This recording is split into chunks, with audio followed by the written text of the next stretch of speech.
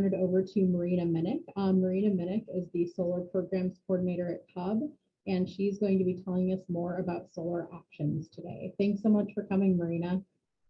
Yeah, great. Thank you, Alyssa, and thank you, Elmhurst Public Library, for hosting us tonight. So as Alyssa said, my name is Marina Minnick. I'm the Solar Programs Coordinator at Citizens Utility Board, or CUB, and tonight we will be going over all things solar.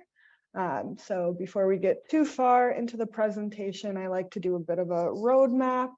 So I'll start by talking more about CUB, then I'll go into the benefits and basics of going solar.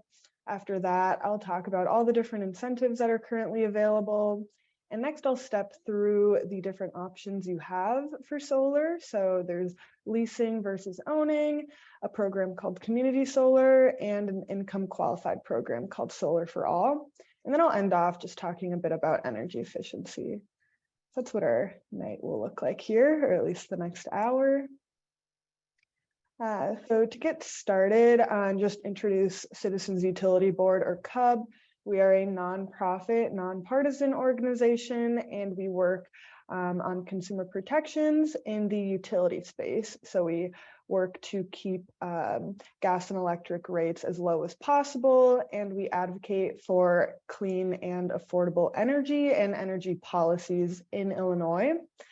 We have a few different teams here at CUB. We have our communications team, who is constantly posting blog posts to keep consumers updated on how to keep their bills low. We have our legal team that works in those actual rate cases. We have our hotline team. This is a fabulous team that takes calls on our hotline number, 925, Monday through Friday. The hotline number is here on the screen, and you can call them anytime or during the week and ask them any question that has to do with your gas or electric bills. Maybe you're confused about something on your bill. Maybe you have gotten a warning of disconnection. Those are things that our hotline team can help you with.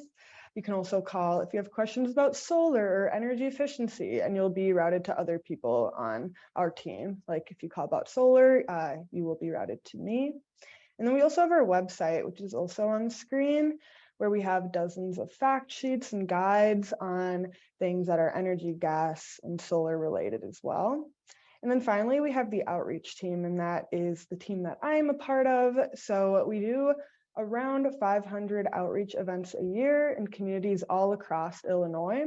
So we do webinars like this one tonight. We do in-person presentations, workshops. We also do something called a utility bill clinic, both in person and virtually. This is one of my favorite events. It is where residents can come in with their physical bills in hand and sit down with the CUB staff member, and we will walk through your bill with you to make sure that everything looks right and that you're not signed up to any bad deals. And then we will also go through ways that you could potentially lower those bills, whether it be through financial assistance programs or energy efficiency or even solar. So we do offer those virtually always. If you want to reach out to ubc@citizensutilityboard.org. Otherwise, our online calendar also shows when we're doing them in person and where. That's just a bit about CUB. Now we can get into solar here. So first, I want to talk about the benefits of going solar. There are a lot of great benefits and reasons to invest in clean and renewable energy. So I'll step through the list here. It's quite a long list. First, we have the environment. If climate change is something that concerns you, then reducing those carbon emissions is going to be very important. And going solar and investing in clean energy is one of the great ways that you are able to cut your carbon emissions by quite a bit. Reliability is the next benefit. So by adding more renewables to our electricity grid, we are creating more reliability, both with price and with supply. Panels also last 20+ years with very minimal maintenance, which gives you a reliable electricity source as well. Another thing is jobs. Right now, as the renewable energy industry really blooms, we are also seeing the creation of a lot of jobs in the clean energy workforce, which is creating, a lot of workforce development, which should help to equal out any jobs that are being closed due to, closing the fossil fuel industry. Next, we have health. The widespread adoption of clean and renewable energy is really great for our health because it is helping to reduce chemicals like nitrous oxides, sulfur dioxide, and particulate matter emissions, which are all really harmful pollutants that go into our air when fossil fuels are burned. So by going with clean and renewable energy, we are helping to avoid emitting those harmful pollutants there, which is definitely a big benefit. And then finally, solar is really great for the wallet. It helps to reduce your monthly electric bills. A lot of people see a return on investment of around 5 to 10 years, depending on the size of the system.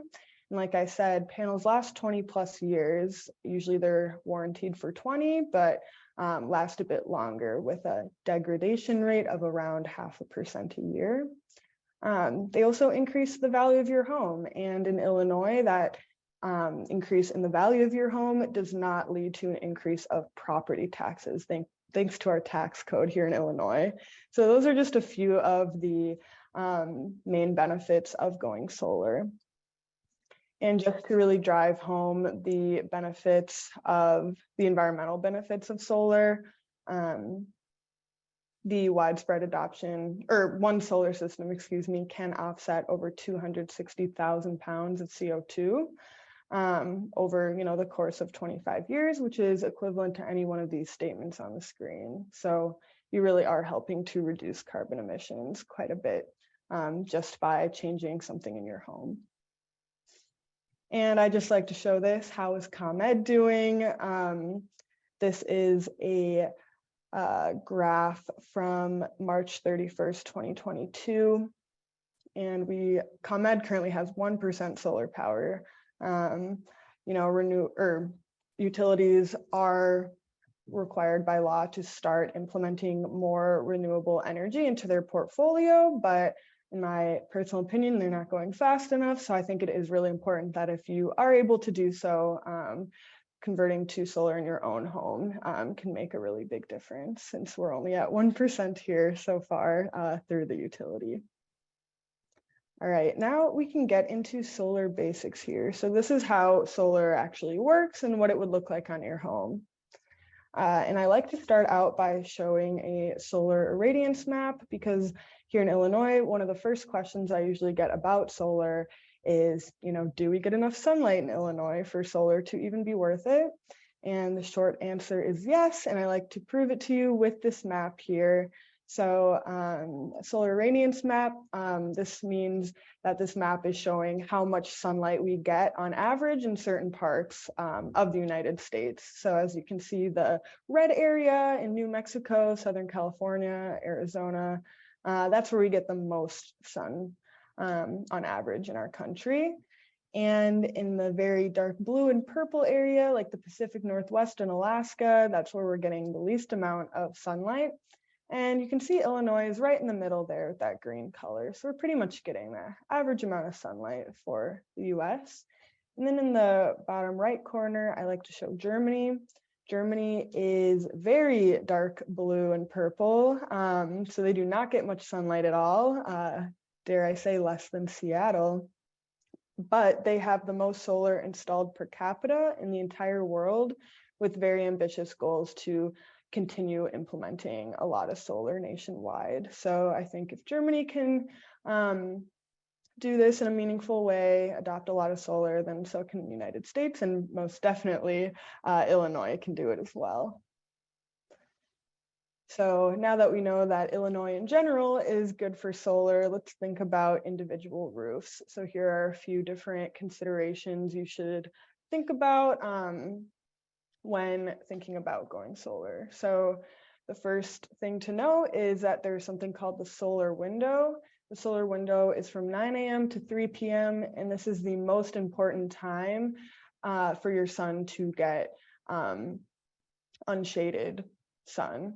or for your roof to get unshaded sun. So for example, if your roof gets a lot of shade around 5-6 p.m., that's not as big of a deal as your roof getting a lot of shade at 11 or 12 or 11 a.m., 12 p.m. So you really want to make sure that you're getting a good amount of sun during the hours of 9 a.m. to 3 p.m. South-facing roofs are also more ideal. East and west are still good, but you may need around 10 to 20% more panels to produce the same amount of electricity as a fully south-facing roof could produce. And then north is not ideal unless you have a very low pitch on your roof, around 5 to 10 degrees. But definitely south-facing is the best. And then, as I mentioned, you do want to avoid shading. So if you have a lot of trees in your yard that cover the roof, that might not be the most ideal.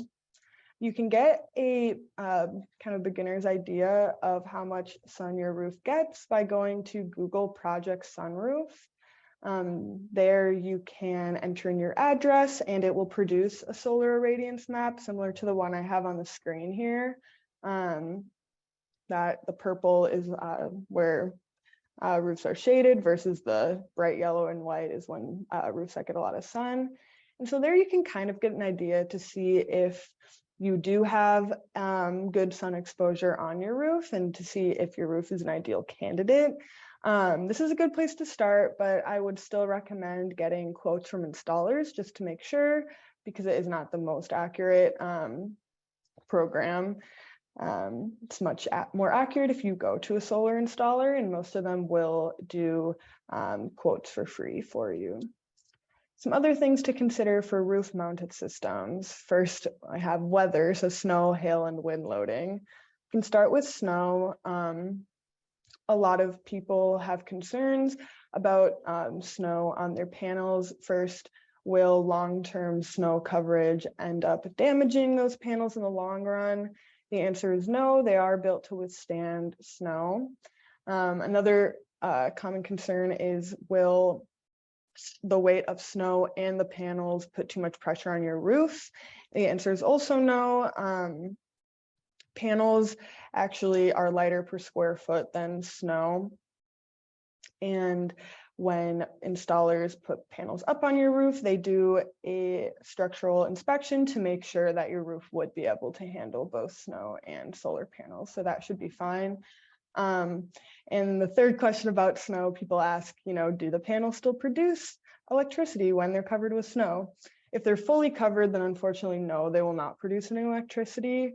But as soon as you get a sunny day and part of the corner of the panels gets melted off, then that part can start producing a bit of electricity, which will eventually warm up the panels a bit, and the snow should hopefully melt off in usually one large heap.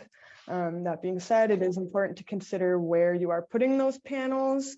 If the panels are right above a walkway, then you may want to expect large heaps of snow falling down onto your walkway occasionally. So that's just something to keep in mind when you are designing your system. Next, we have hail. So hail is common in the Midwest. Luckily, solar panels are rated to withstand 1-inch hail going 50 miles per hour. It's an industry standard, so hail shouldn't be too much of a problem there.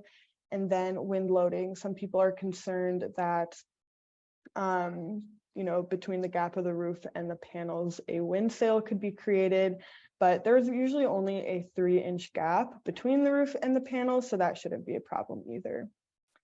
The next thing to consider is the roof condition, or the condition of your roof and the age of your shingles.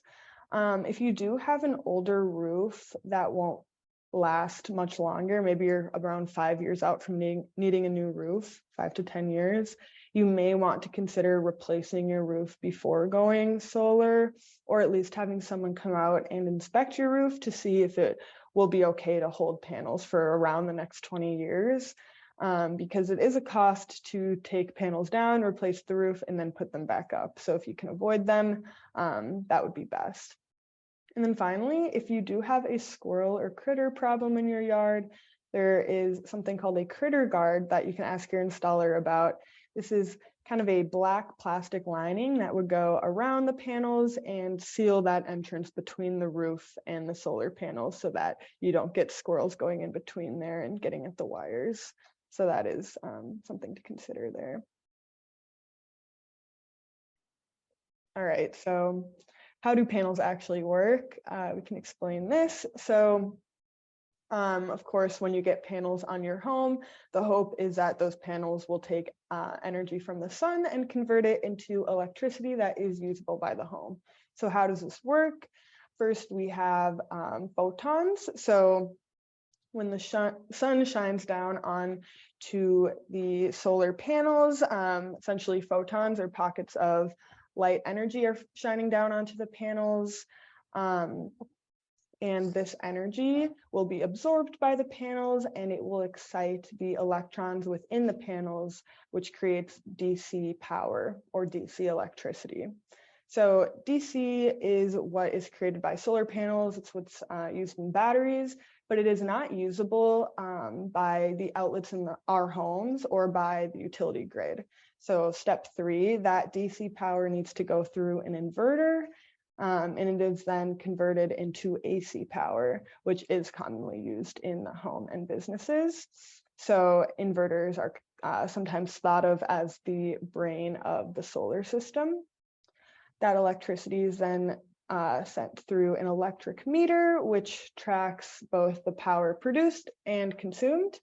And then any electricity you make gets sent into your home to power your home and all your electric needs. And if you produce excess electricity, or that will be sent back to your utility grid and go through a process called net metering, which I will get to in a couple slides here.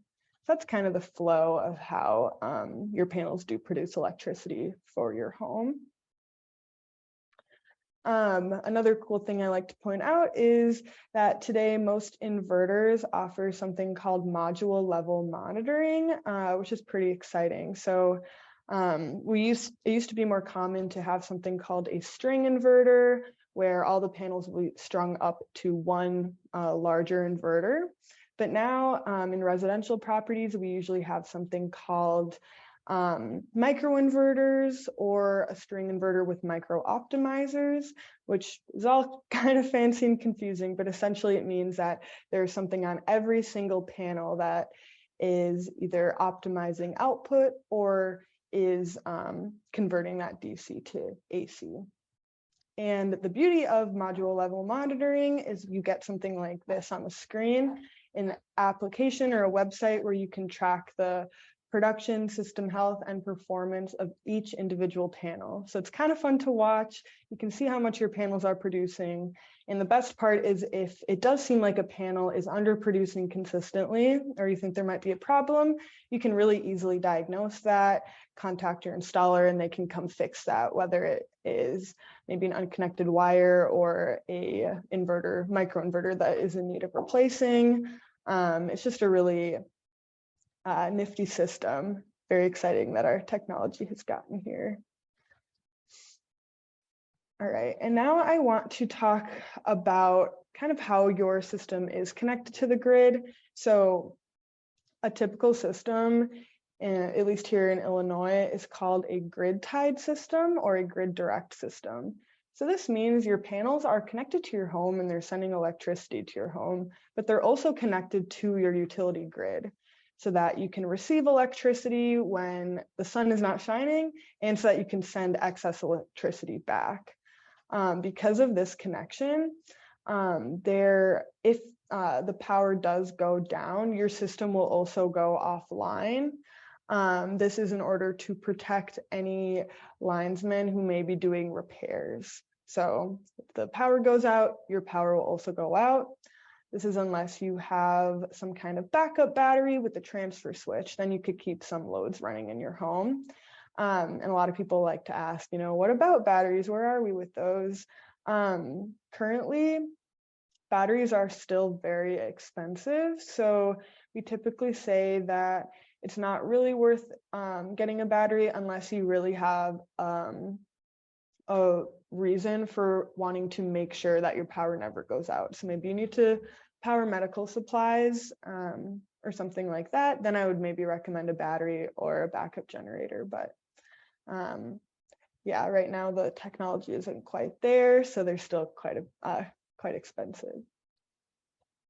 All right, so now we can get into net metering. This is kind of what I have been referring to when talking about excess electricity being sent back to the grid. So essentially here in Illinois, how it works is any excess electricity that your system produces will be sent back to your grid, and you will receive credits on your bill equivalent to the amount of excess electricity that you did send back to the grid. ComEd has 1-to-1 net metering, which means you are being credited at the same exact rate that you're being charged for that electricity. And, you know, throughout the year, we get very different amounts of sunlight from July to January. So throughout the summer, you're often producing a lot of excess electricity. So those credits will roll over from month to month and kind of be stored on your bill until they're used. In the winter, when we get a lot less electricity or a lot less sun, so therefore not as much production, that's when those excess credits will start to be applied to your bill. So hopefully they will be close to zero by the time they expire, which is at the end of April. So here is just a sample ComEd bill that I like to show. So this should look pretty familiar. Up at the top is the meter information, which you all should already see on your ComEd bills each month. This is where it shows how many kilowatt hours you used from the grid. When you go solar, they will add another line there to show how many kilowatt hours you sent to the grid. So this person this month, they used 420 kilowatt hours from the grid, but they produced 600 kilowatt hours.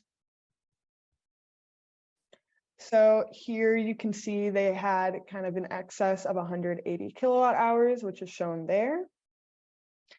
And all of those credits then will be applied to the bill. So the credits are applied to the supply, delivery, and taxes and fees section.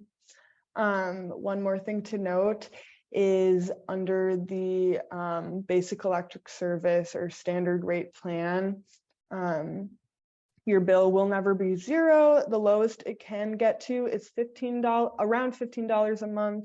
And the reason for that is right under the delivery section, there are two line items, the customer charge and the standard metering charge. So those are typically worth around $15 a month, and they are not netted out from net metering credits. But $15 a month is still pretty good, all things considered. All right, so now we can get into the different incentives available for going solar right now.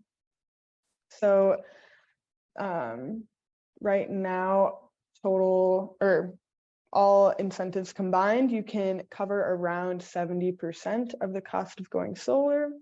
So I'll step through these here, and then we'll go through them one by one. So first, we have the state solar renewable energy credits, which can cover around 40% of the total cost of going solar right now.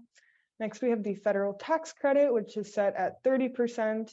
And then finally, this isn't included in the 70% coverage, but utility net metering credits do help you to pay your system back faster because you are able to get your electric bills down to around $15 a month.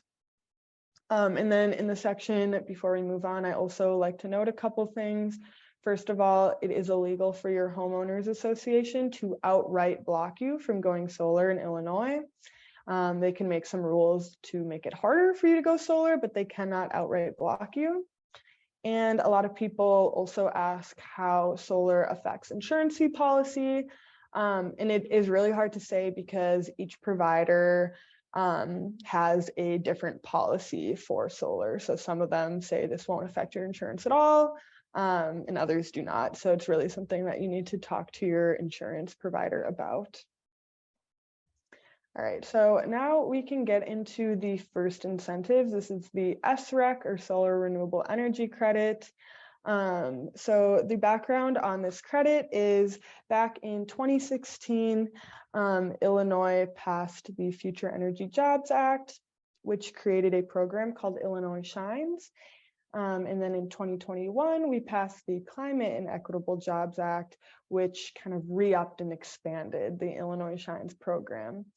Illinois Shines is the solar incentive program for Illinois, and Illinois Shines also has a solar goal for Illinois to be 50% renewable by 2040. So in order for the state to meet that goal, they want to be able to count your solar production toward their overall goal, but they cannot do that unless they pay you for it, which is why we have this incentive here. So how it works is when you get panels installed on your home, your solar installer or an aggregator that they work with will estimate the amount of electricity that your system will produce over the course of 15 years. That amount of electricity will then be multiplied by a dollar amount, which is the value of the SREC at that time. And then you will receive that full payment around 6 to 12 months after system installation. So this usually covers around 30 to 45% of your overall cost, depending on size and efficiency of your system. A couple things to note here are SRECs are considered taxable income, both state and federal, and there is typically a processing fee. So if your solar installer is working with an aggregator, they may take somewhere around 5 to 10% as the processing fee there. But you do get the entire payment at once around 6 to 10 months after your system installation. Next, we have the federal tax credit. So this is currently set at 30%, and this 30% includes labor, system installation, interconnection wiring, and energy storage system, meaning battery. So if you did want to get a battery, you will get a 30% kind of discount on that battery there. This does not cover a new roof unless your roof requires structural reinforcement. And the homeowner or the home must be owned by the taxpayer, but it does not need to serve as their principal residence. And this is a non-refundable tax credit, which means it reduces what you owe on your income taxes. So if it is greater than what you owe 1 year, it can roll over to the next year as well. So keep that in mind. But of course, if you don't owe income taxes, then it's not a very useful incentive. But that is the federal tax credit. It was that 30% is due to the Inflation Reduction Act that was passed this August. All right, and just to put it all together, I like to show a little example of before and after incentives. So to start off, we have a $22,750 system. I found this price by taking a 6.5 kilowatt sized system, which is the average size system in Illinois. And I did a $3.50 per watt price on that system. Right now in Illinois, you can find systems or installers that are offering systems anywhere from $2.50 to $4.50 or maybe even $5 per watt. So there's a wide range for sure, depending on what kind of panels they're using and how good of a job they're going to do. So we get to that around 23,000. Then we can apply our Illinois SREC that came out to $8,000 here. Then we have our tax credit at 30%, which is around $6,800, and you end up just under $8,000. Which is pretty good. So that just helps to show how these incentives can help that final cost. A couple of things to note, this doesn't include net metering. So that last $8,000, you'll be able to pay it off faster because of those net metering credits. One other thing to note is that although this is a nice before and after, you do of course owe that $22,000 at the beginning. So most people will do a bridge loan to cover the time before and after they receive their Illinois SREC incentive and their tax credit. And then finance with a loan after that. So those are the incentives for solar. And then we can kind of get to the last section here. What are your options when going solar? So first I want to talk about options that you have when actually installing panels on your home or in your yard, somewhere on your property. You can either purchase these panels outright. So that means you are the owner of the panels, you are taking care of those upfront costs. It means that you also get the state incentive, the federal incentive, and net metering credits.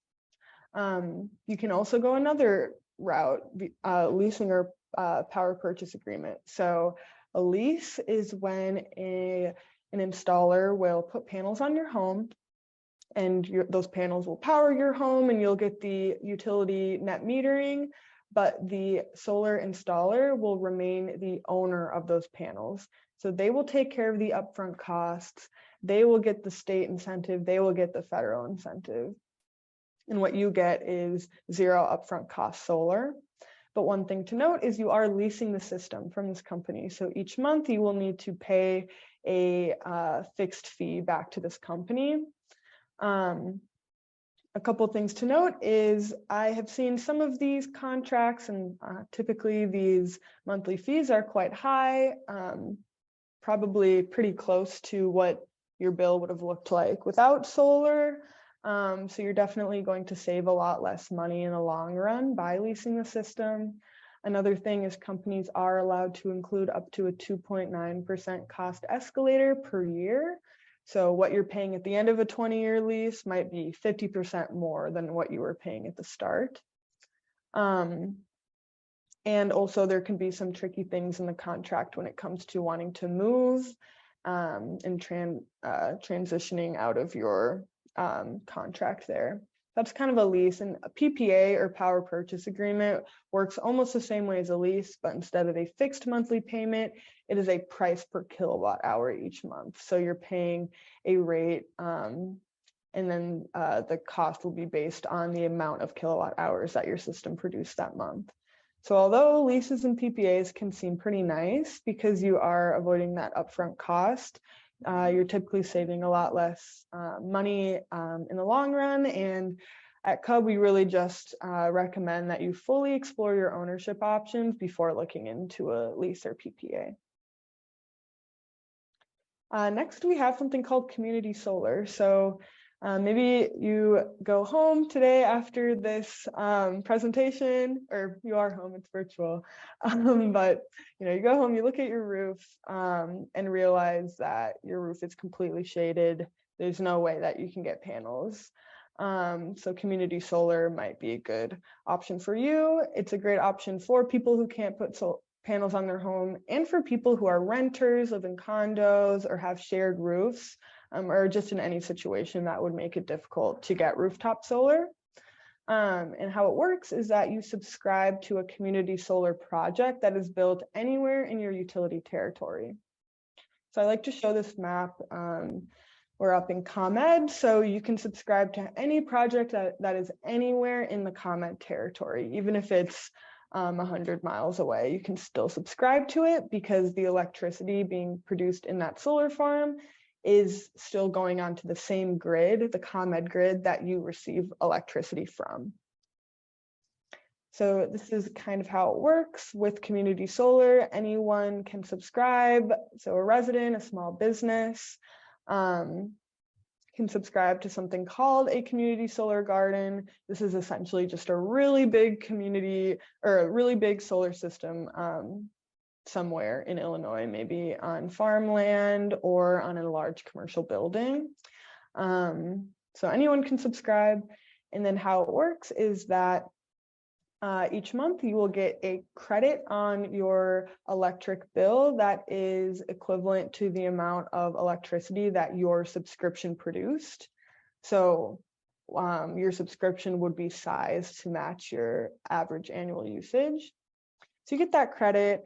And then in return, you do need to pay a subscription fee back to the company each month. You're kind of buying your solar electricity from this company each month. But right now, community solar is pretty competitive. So in order for these companies to get customers, they are offering a discount. So I will show you how that works here. So we can start off in the purple. We have someone who's not on community solar. This month they used 800 kilowatt hours, which resulted in a $109 bill. And then with community solar, the same person that used 800 kilowatt hours also had a solar subscription that produced 714 kilowatt hours, which resulted in a discount of $50 off of their bill. So on their electric bill, they're now only paying $59, but they still have to pay for that 714 kilowatt hours of solar energy they received. So we can see on the very right side in the green, the solar provider bill. We have that $50 worth of solar credits, but this solar company is offering a 20% discount off of that 50. So in the end, they only have to pay $40 back to the community solar provider rather than the full value of the electricity produced. So in the end, this person had a total savings of $10. So community solar definitely has smaller savings than rooftop solar, but it's still a nice way to get involved in the clean energy economy and support the growth of solar in Illinois. And here's just what it would look like on an actual ComEd bill. So instead of putting the production under meter information, they actually create an entirely new section called Renewable Community Supply Details, which shows all the information for your project and how much you produced, and then how much those credits are worth monetarily. And then you will see them applied under the supply section. So they don't get applied to every section of the bill, they'll just be under supply. But sometimes your credits are, you do get excess credits with community solar. So when that happens, those credits will also be stored on your bill, similar to rooftop, somewhere under the miscellaneous section of your bill. I'm gonna skip that for time. So there are a few questions to ask when trying to choose a community solar provider. First, what are the savings? Currently, companies are offering either 10% or 20% savings. So you can decide which program you'd rather sign up for. Also, what is the contract term? Is there an exit fee? Do they require a credit check? And how will the company bill you? Some companies require auto pay. Some actually take control of your ComEd account, pay it for you, and then charge you for your ComEd plus your community solar all in one bill. So maybe that sounds good to you. Maybe that sounds horrible. So luckily, CUB has a website called solarinthecommunity.com, where we have all types of information about community solar. We have a nice educational video. And then we also show all of the companies in Illinois that currently have offers. And then we created this comparison chart as well that shows all these companies listed next to each other with all of these different questions you may be wondering or may want answered. So you can go to our website to try to choose the best company for you. One thing I will note is that there are pretty long wait lists right now for community solar. So if you are interested, you best subscribe as soon as possible to get on that wait list. All right, and then finally, I want to talk about Illinois Solar for All. So Illinois Solar for All is a state program that brings the benefits of solar to income eligible households.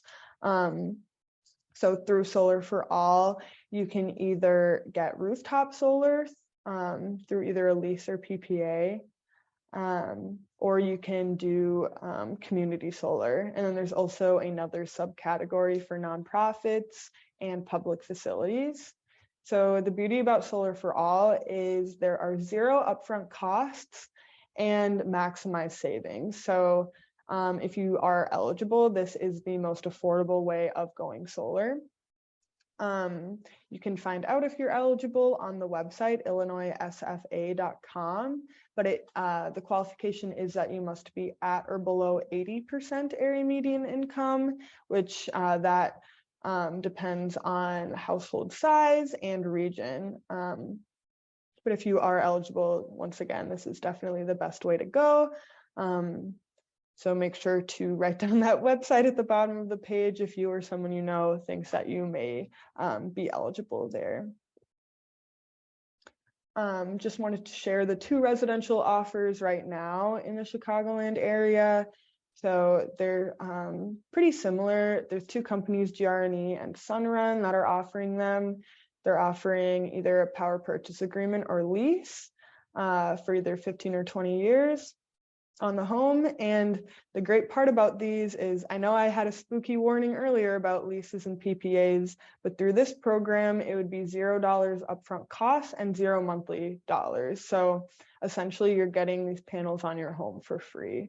This is possible because the state incentive is so large that solar companies are actually able to still make a profit off of that incentive alone without even, needing money from the resident getting the panels. So that's pretty remarkable. It's a really great program.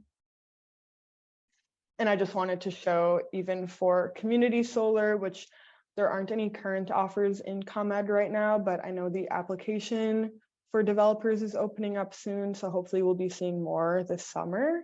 But earlier when I was talking about community solar, I mentioned a 20% discount. With Solar for All, it must be at least a 50% discount at minimum. So as you can see, this program will just really offer the greatest amount of savings if you qualify. All right, and then before we go, I just wanted to quickly mention energy efficiency. Because every $1 that you put into energy efficiency, you get $3 back. So before going solar, you really want to make sure you aren't wasting a lot of electricity through an inefficient home. So getting things like LED lighting, Energy Star appliances are really important. Also making sure your home is properly weatherized is very important as well. ComEd.com/ways-to-save has different information about energy efficiency programs, rebates, and a marketplace where you can find some of these items for less money. And one of the energy efficiency programs they do offer is called a home energy assessment. Through this program, you're able to get a free walkthrough. Someone from ComEd will come out, do kind of a simple audit of your home and give you suggestions on how to become more energy efficient. And then you also get a lot of freebies. So you can get a programmable thermostat, LED lighting, WaterSense certified shower heads and faucet aerators, and up to 6 feet of hot water pipe insulation. So that's also on that ComEd.com/ways-to-save. Definitely recommend everyone sign up because it's completely free to do so. And then this is my last slide, which I can keep up for a bit. But if you're wondering how to find a solar installer, our first tip is to make sure that you get around 3 to 4 solar quotes from different installers to make sure that you're getting the best deal possible and that you feel really comfortable with the installer that you go with. One tip when asking for quotes is if those installers can put the total cost of the system in a price per watt setting, kind of like I did earlier in that example of before and after incentives. So price per watt, that'll make it really easy to compare across quotes. When looking for the actual installers, I have 2 suggestions. First is an organization called the Illinois Solar Education Association. So they have a residential installers directory with vetted installers that you can choose from. There's like a map and you can type in your address and see installers near you. So that's really helpful. And then also the North American Board of Certified Energy Practitioners, or NABCEP. That is the industry standard certification for solar installers. And NABCEP actually also keeps a list of approved trained and certified solar installers. So that's another really great place to go for a list of vetted installers. And then another thing to keep in mind is Illinois Shines, which once again is the state incentive program. They have a consumer protection database, and they keep basically that database keeps track of every complaint ever made to these solar installers. So if you go there and Control F and look up the installer you're thinking about going with, if their name comes up a lot, then you might want to avoid them because they have a lot of complaints against them. Or maybe if they just have one or two, then you can see what they were about. Maybe it was something small. So that's usually a good tool as well when trying to vet your installer. And then, Better Business Bureau is also a good tool. And that is all I have for the presentation. We have a good 10 minutes left for questions, but I want to thank you all for having me tonight to talk about solar. If you have any other questions that you think of after the presentation, feel free to email me at the email on the screen, or you can always call CUB and either ask for Marina, or once you mention solar, they'll route you to me anyways. So yeah, we can open it up for questions, but thank you everyone. Thanks so much for coming, Marina. And we did have a question earlier in the chat. So I know that I posted the handout in the chat earlier, and we're going to have this presentation uploaded on our YouTube channel, but do you mind sharing the presentation files themselves, or are they on CUB's website somewhere? I can email those to you if you want to send them out to participants. Yep. Yeah, so if you email them to me, we'll just go ahead and send them out the same time that we send out when we post it on the YouTube channel. Okay, perfect. All right. And then anybody else who has questions, just feel free to put those in the Q&A or in the chat. Like Marina says, we have about 10 minutes for questions, and we will wait just to make sure that there aren't folks furiously typing right now. Perfect. Yeah, it's a lot of information. So a lot of it is reiterated in that guide. But like I said, my email or CUB's number is also a good place to start if you think of questions later. I guess I'll start with a question just to, so people have something interesting to listen to while people are typing. How many people would you say, Marina, who consider solar end up going for it? Like, how many people would you say you help that start talking about it or thinking about it that actually end up, going for it? I would say I do man the hotline for solar questions, and I get a lot of questions about solar, and I would say a lot of those people do call back later with questions as they're going through the process of actually getting solar. So I don't know if I could put a number on it necessarily. Another, I guess, example is during the summer, CUB will usually run a group buy program where we will go do a similar presentation to this and then actually have a vetted installer for people to go solar through. And I think it's around 15% of people who attend those presentations go solar through the program. So not too bad. Yeah. Would you say that they're particularly common, like in the Chicago suburbs, or is it more common downstate? Like, where would you say, just offhand, has a lot of solar installations? Yeah, I definitely have more experience up in the Chicagoland area. I know solar installers get a bit more slim as you go south. There's definitely a lot more up here. So yeah, I will the first organization on this slide I have on the screen, ICEA, they actually do a solar tour every October. It's a big event where a lot of people all across Illinois will work with this organization and open up their homes on kind of this big solar tour. So people can go in their town and visit, 10 different homes that have solar on them and talk to the owners about their experience. So that's kind of far now, not till next fall, but it's something fun that they do if you do want to talk to homeowners.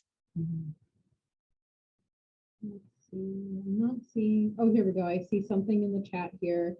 Thank you, Marina, for an interesting presentation. Just want to check that when you talk about price per watt, but is that per kilowatt? I think watt and kilowatt are not the same, but are they in this instance?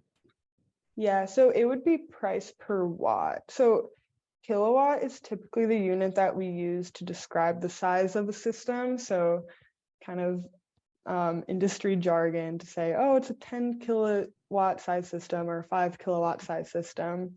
Price per watt is just a way to really break that down, especially if you're dealing with a 20-cent difference per watt. It's easier to see that when you're looking at a price per watt versus price per kilowatt. So there's like 1,000 watts in a kilowatt is what I'm guessing, right? Yeah. Gotcha. Yep, and we just recommend that. So like a price per watt will typically include everything. So you're not just looking at the price of the actual panels, but it's the cost from beginning to end. They break down to price per watt, so that's just a lot easier versus if you're getting 4 different quotes and all of the installers are showing the pricing in different ways. That can be a bit difficult to navigate. So price per watt simplifies. Yep. Yeah, it's like an apples to apples comparison. Exactly.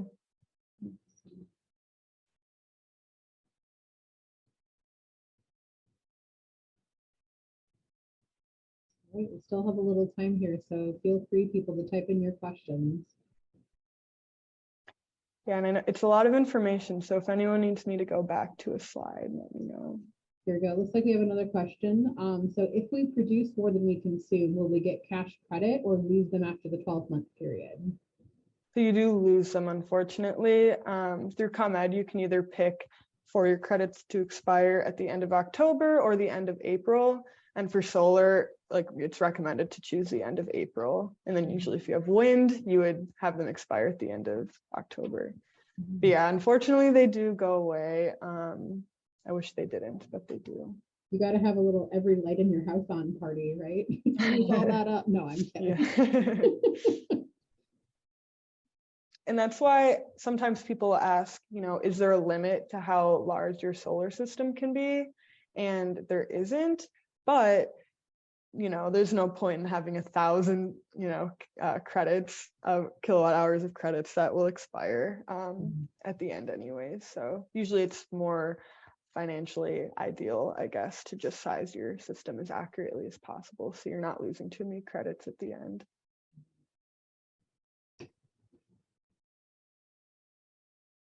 Let's see, we've still got time for questions, so feel free to type them in the chat or in the Q&A. I figure, Marina, if it's okay with you, we'll end at 8. Yeah. Sounds good. So yeah, we'll be here till 8. So definitely type in your questions if you think of stuff.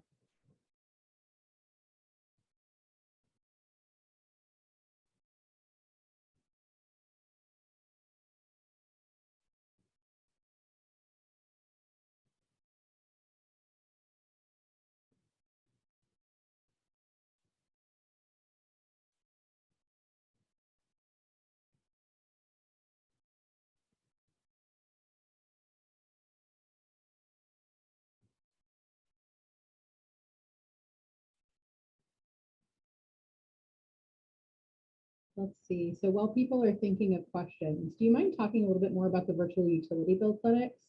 I know we held one a couple of years ago that was like super interesting, but I feel like it's something that a lot of people can benefit from. And I know I learned after that people can just request them on demand. It doesn't have to be like through a larger program.